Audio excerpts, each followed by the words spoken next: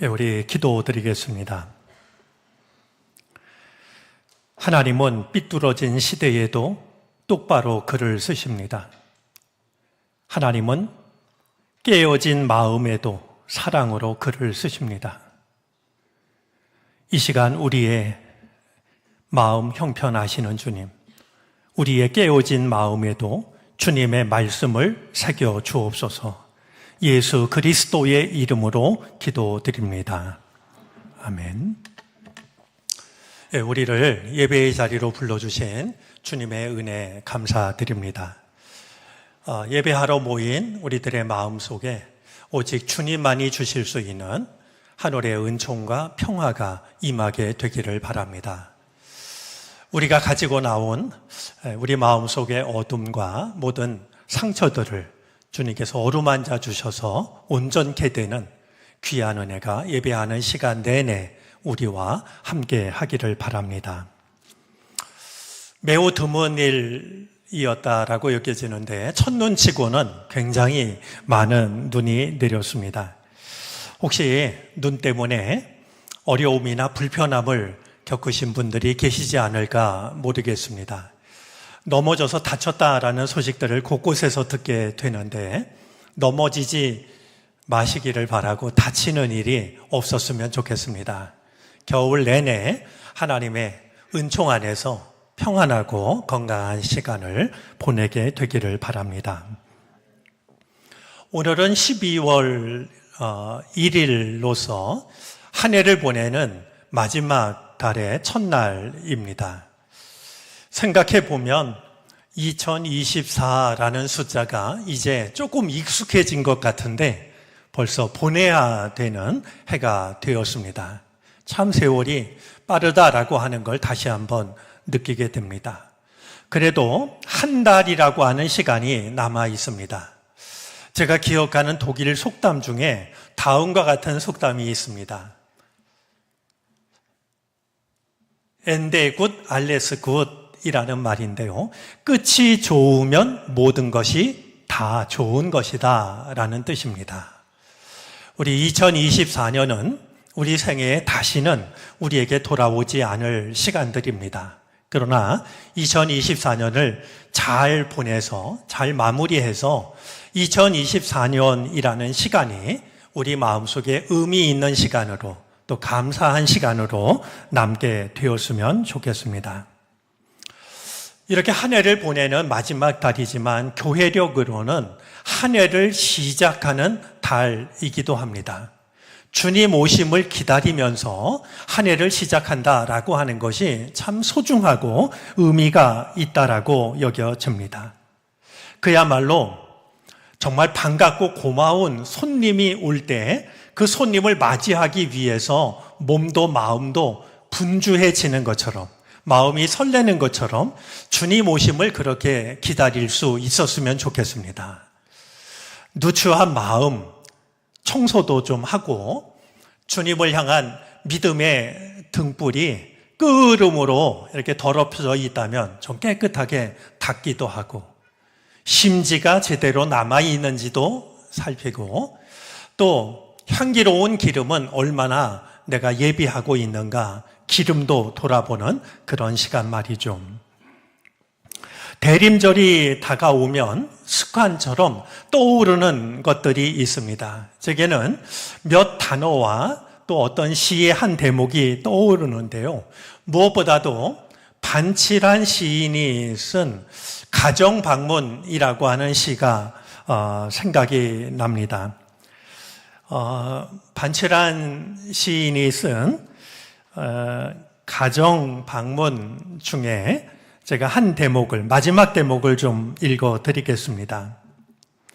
양푼에 조선 오이 삐쳐놓고 찬물 한 대접 곁들여 놓고 엄마 옆에 붙어 앉았지만 선생님 말씀 듣기지 않고 기름때 묻은 사기 등잔이 구멍난 창호지가 흙 쏟아지는 베름짝이 쥐 오줌에 처진 안방 천장이 잡을 돋는 헛간 지붕이 용용 죽겠지 눈 꿈쩍이며 선상님 나 여기수 소리를 치네 주곡의 이정골 통틀어 제일 윗단집 전기도 안 들어오는 산지기 집에 담임 선생님 오신 날, 나 이날 잊을 수 없네.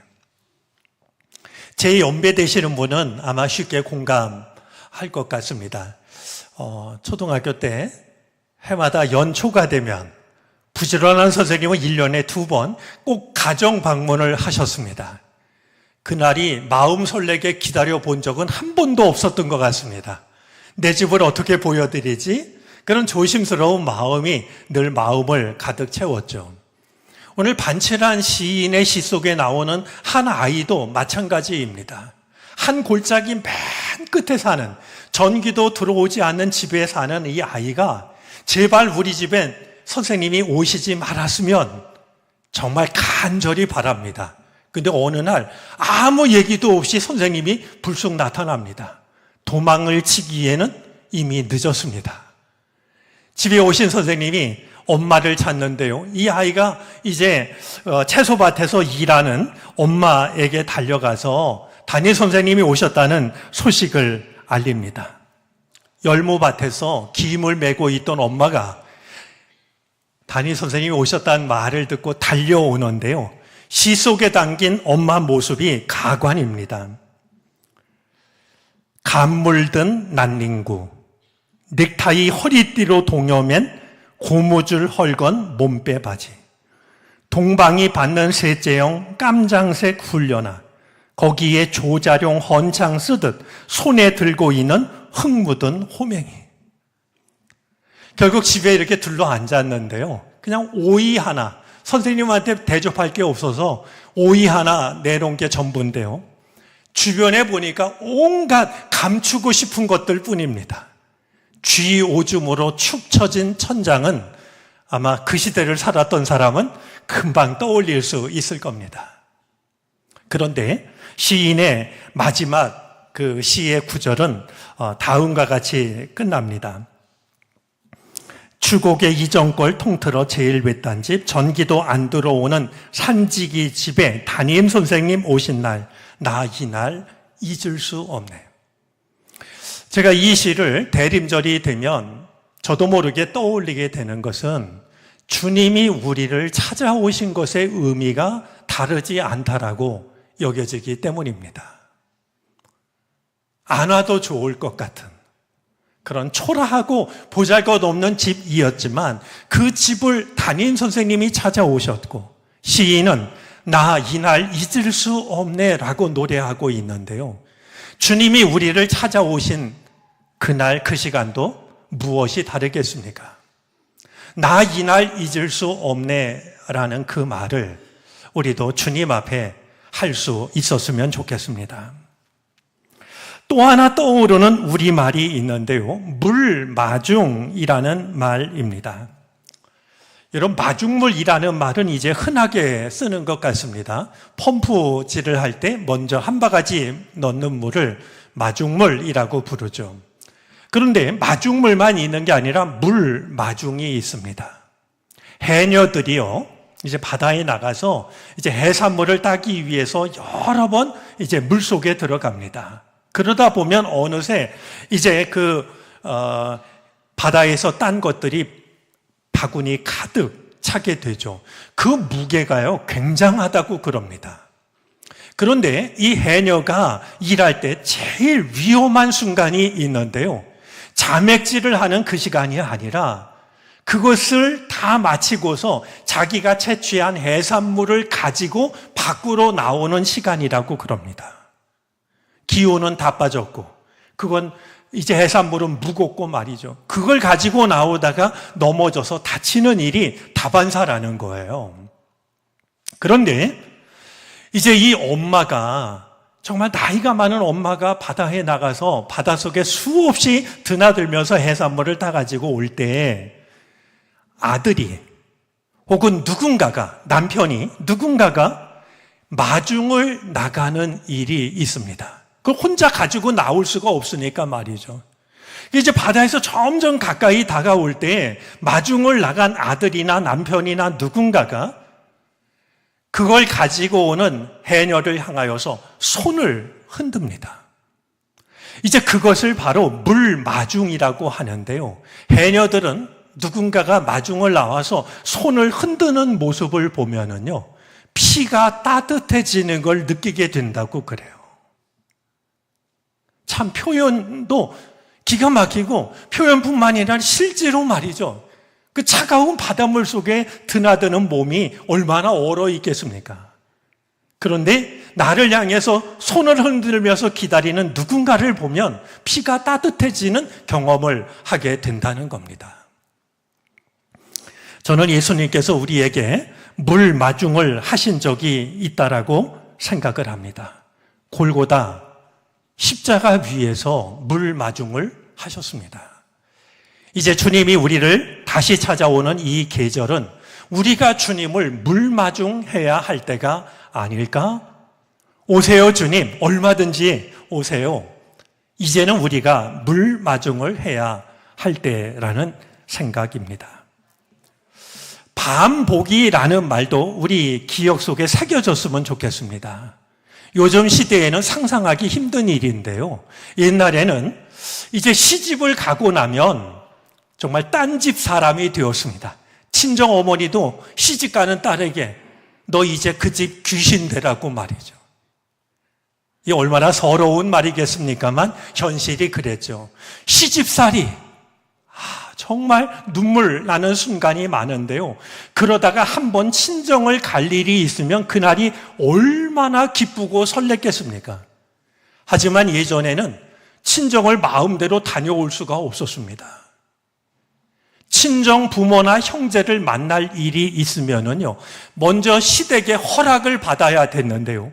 허락을 받고 나서도 그냥 친정을, 꿈에도 그리던 친정을 가는 게 아니라 이 시집간 딸이 말이죠. 시집이 있는 곳에서 친정 절반쯤을 걸어옵니다. 그러면 친정 부모, 형제들이 시집간 딸이 살고 있는 집의 절반쯤을 걸어와서 중간에서 만나는 겁니다.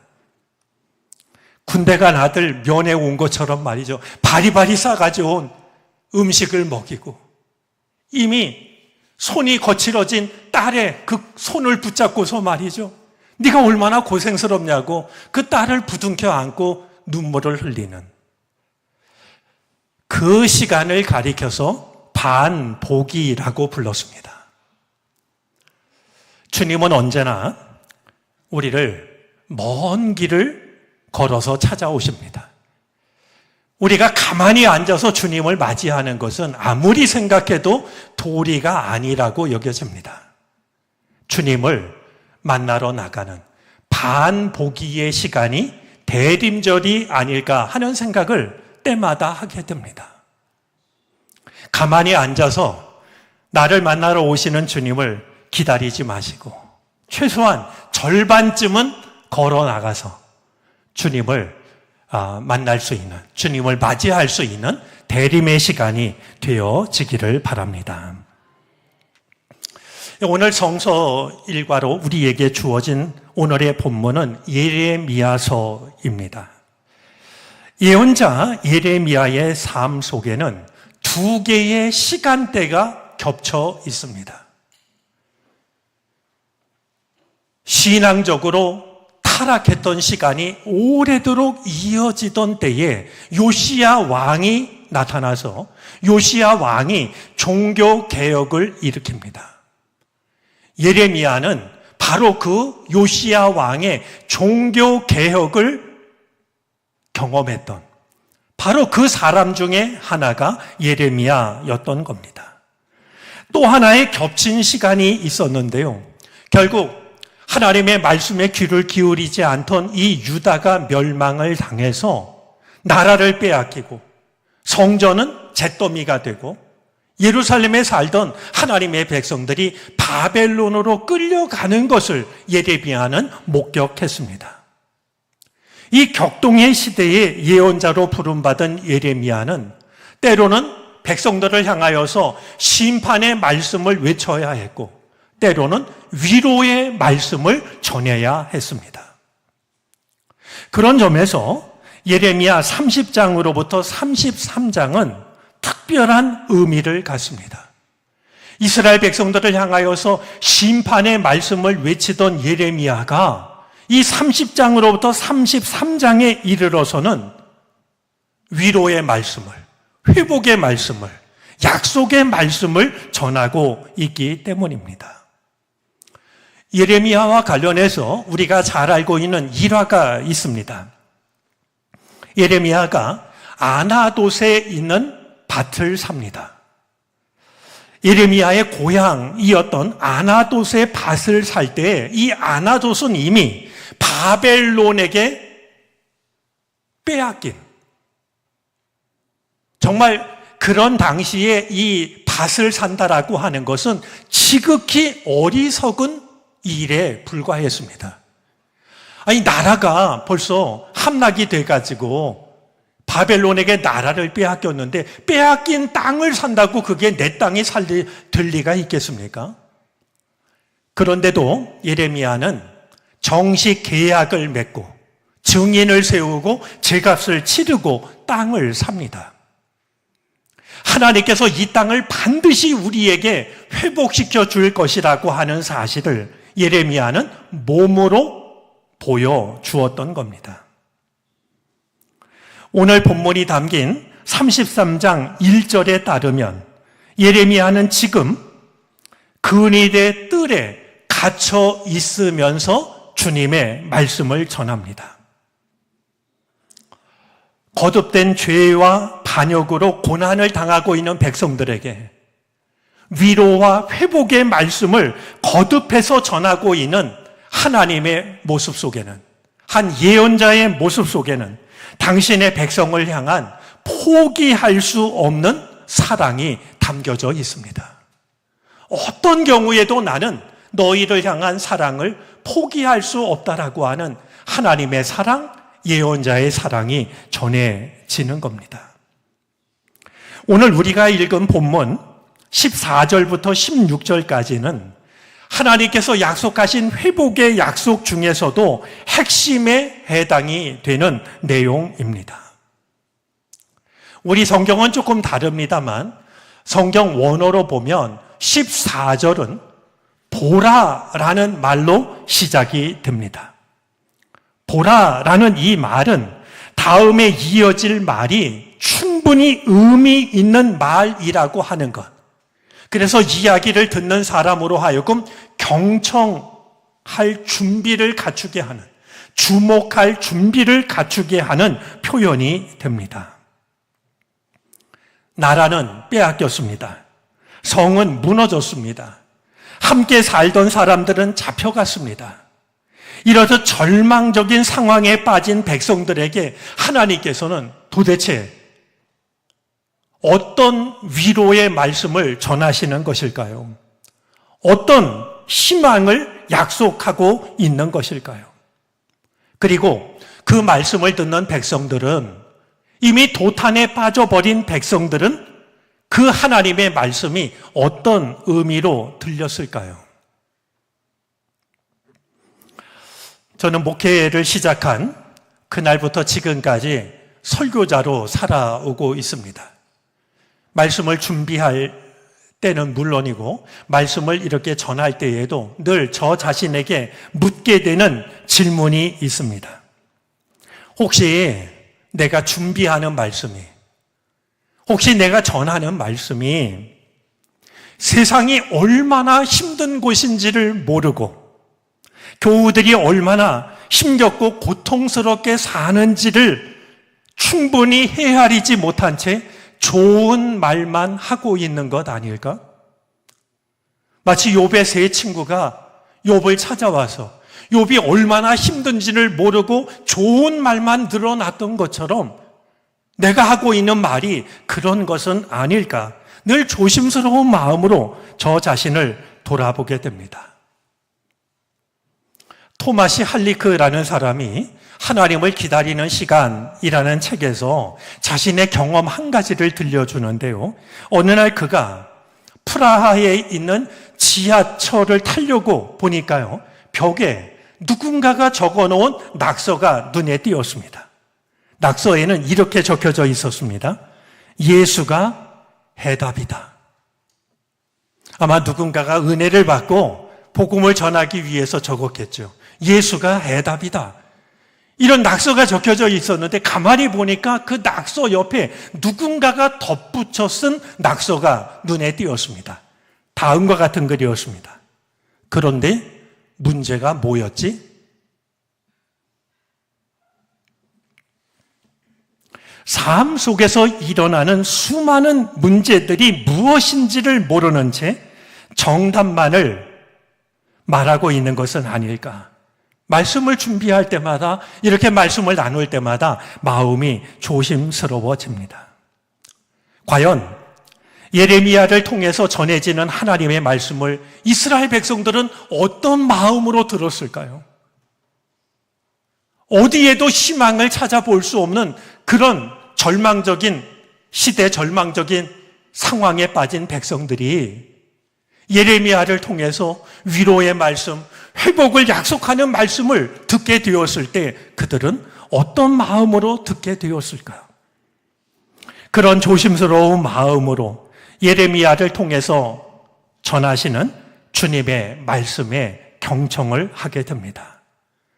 거룩한 주님의 영이 우리의 마음을 말씀 앞으로 이끌어 주시기를 바랍니다. 자, 먼저 하나님께서는 이 절망 속에 빠진 백성들을 향하여서 나는 약속을 잊지 않고 있다라고 말씀합니다. 오늘 본문 14절인데요. 하나님께서는 하나님의 백성들과 했던 그 약속을 잊지 않으실 뿐만이 아니라 그 약속을 복된 약속이라고 말씀합니다. 그런데요, 오늘 14절 말씀에 보면 놀랍게 여겨지는 단어가 등장합니다. 이스라엘 가문이라는 단어입니다. 여러분, 북이스라엘은요, 예레미야가 지금 이 말씀을 전하고 있는 시점으로부터 약 150년 전에 나라를 빼앗겼습니다.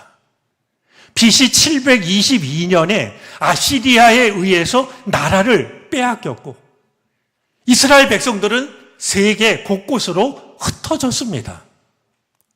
그런데 오늘 예레미야를 통해서 또다시 절망에 빠진 백성들에게 말씀하시면서 내가 이스라엘 가문과 유다 가문에 약속한 그 복된 약속을 이루어 줄 그날이 다가오고 있다라고 말씀하십니다. 어떤 경우에도 우리가 잊지 말아야 할 것이 있습니다. 우리가 하나님을 잊을 때에도 하나님은 우리를 잊지 않으신다라는 사실입니다. 오늘의 삶이 고통스럽고 절망스럽다 할지라도, 그래서 정말 하나님이 나를 잊으신 것 아닐까라는 생각이 찾아든다 할지라도 한 가지 잊지 말아야 할 중요한 사실은 하나님은 내 이름을 알고 계시고 나에게 했던 약속을 기억하고 계시다는 사실입니다. 어떤 상황 속에서도 하나님이 나를 잊지 않으셨다는 것을 우리도 잊지 않을 수 있게 되기를 바랍니다. 하나님께서는 이제 이스라엘 가문과 유다 가문에 하신 약속을 떠올리고 계시는데요. 이 약속은 예레미야 23장 3절부터 8절까지의 말씀을 떠올리게 합니다. 우리가 조금 길지만 한번 그 말씀을 교독하도록 하겠습니다. 제가 한 절 읽고 여러분들이 다음 절을 읽으시면 좋겠습니다. 이제는 내가 친히 내 양떼 가운데서 남은 양들을 모으겠다.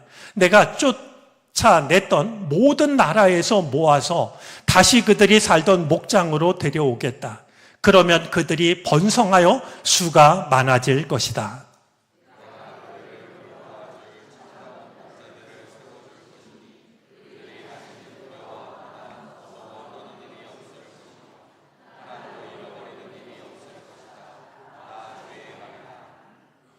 내가 다윗에게서 의로운 가지가 하나 돋아나게 할 그날이 오고 있다. 나 주의 말이다.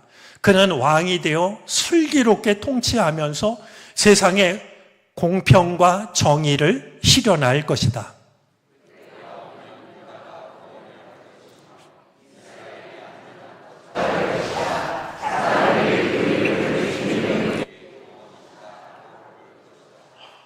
그러므로 보아라, 그날이 지금 오고 있다. 나 주의 말이다. 그때에는 사람들이 다시는 이스라엘 백성을 이집트 땅에서 이끌어내신 주의 살아계심을 두고 맹세하지 않고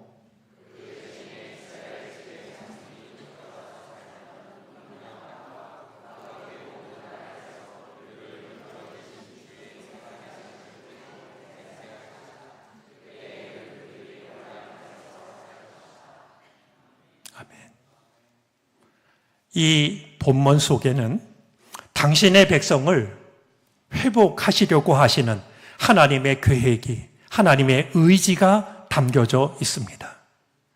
하나님께서는 먼저 참 목자를 세우시겠다라고 말씀합니다. 북이스라엘이 그러했듯이 많은 하나님의 백성들이 어딘지 모르는 곳으로 흩어졌습니다. 하지만 주님께서는 참 목자를 세워서 다시는 두려워하거나 무서워서 떠는 일이 없게 하겠다라고, 양들 중에서 하나도 잃어버리는 일이 없겠다라고 하나님의 약속을 스스로 확인하십니다. 뿐만이 아닙니다. 다윗에게서 한 의로운 가지가 돋아나게 할 것이라고 말씀합니다. 우리는 주님께서 말씀하신 그 한 가지가 바로 이 세상에 태어나신 예수 그리스도를 가리킨다는 것을 익히 알고 있습니다. 그가 왕이 되어 세상을 통치하면 사라졌던 공의와 정의가 실현되게 됩니다. 우리가 살고 있는 이 땅에 공의와 정의가 보이지 않는다라고 하면 우리는 물어봐야 됩니다. 과연 이 땅을 주님께서 통치하고 계신 것일까라고 하는 것을 말이죠. 주님이 다스리시는 그날이 오면 유다는 구원을 받고 이스라엘은 안전한 거처가 될 것이라고 말씀합니다. 앞에서 언급한 것처럼 북이스라엘은 이미 멸망을 당한 지 150년 세월이 지나갔고 남유다는 바벨론에 의해서 나라를 빼앗긴 잿더미가 된 상태임에도 불구하고 하나님께서는 다윗의 가지에서 나온 이가 왕이 되어 통치하면 구원을 받고 안전한 거처에서 살게 될 것이라고 하나님께서 하신 약속을 스스로 확인하고 계신 것이죠. 오늘 주님의 말씀 앞에서 우리가 한 가지를 마음속에 담았으면 좋겠습니다. 하나님께는 늦는 법이 없습니다. 사람이 볼 때는 모든 것이 다 끝났고 아무것도 소용이 없게 된 상황이었습니다. 하지만 하나님께서는 그들을 다시 회복하겠다라고 약속하고 있는 겁니다. 하나님의 약속은 이것이 전부가 아닙니다. 그렇게 주님이 다스리실 때의 결과를 16절에서 말씀을 합니다. 우리 16절 말씀을 새번역, 공동번역, 메시지 성경으로 한번 차례대로 읽어보도록 하겠습니다. 읽어주시겠습니까?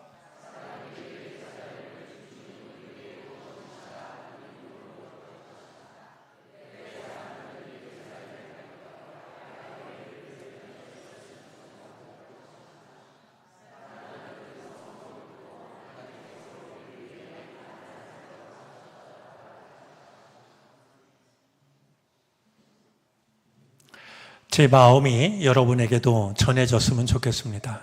오늘 이 말씀 앞에서 마음이 간절해집니다.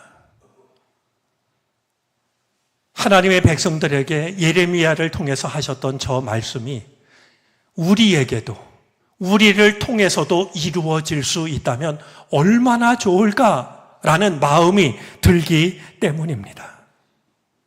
참다운 목자, 다윗의 가지에서 나온 예수 그리스도께서 우리를 다스리실 때 사람들은 우리를 바라보면서 저 사람이야말로, 저 사람의 삶이야말로 하나님께서 회복시켜 주신 삶이라고 말할 수 있다면, 누군가가 우리를 바라보면서 저 사람은 하나님이 다시 살려주신 사람이야, 저 사람이 저렇게 회복될 수 있었던 것은 하나님께서 저를 다스리셨기 때문이야, 그렇게 말할 수 있다면 얼마나 좋을까요? 오늘 우리들의 상황이 이미 150년 전에 사라진 이스라엘처럼, 막 멸망을 당한 유다처럼 희망이 보이지 않는다 할지라도 주님은 우리를 향하여서 내가 너를 구원하겠고 내가 사는 땅이 안전한 거처가 되게 하겠고, 그런 너를 바라보는 사람들이 하나님께서 너를 구원하셨다라고 말하게 될 것이다. 일러주고 계시니 이 놀라운 은혜가 우리가 경험하는 하나님의 은총이 되어질 수 있게 되기를 바랍니다. 우리를 찾아오시는 다윗의 한 의로운 가지, 한 마리 양까지 포기하지 않는 참 목자 예수 그리스도를 마음에 모시는 시간이 되어지기를 바랍니다. 우리가 그분을 받아들일 때 하나님께서는 우리의 삶을 회복하실 것입니다. 그리고 우리를 바라보는 사람들은 하나님께서 저의 삶을 회복하셨다라고 이야기를 하게 될 것입니다. 이 주님의 선한 약속이 우리의 믿음 안에서 아름다운 꽃을 피우는 복된 대림의 계절이 되어지시기를 바랍니다. 기도하겠습니다. 절망 속에서도 주님의 회복을 믿는 믿음의 사람이 되게 해 주십시오. 주님의 손이 닿지 못할 만큼 깊은 구덩이는 없습니다. 아프게 손을 뻗어 우리를 붙잡으시는 예수 그리스도의 이름으로 기도드립니다. 아멘.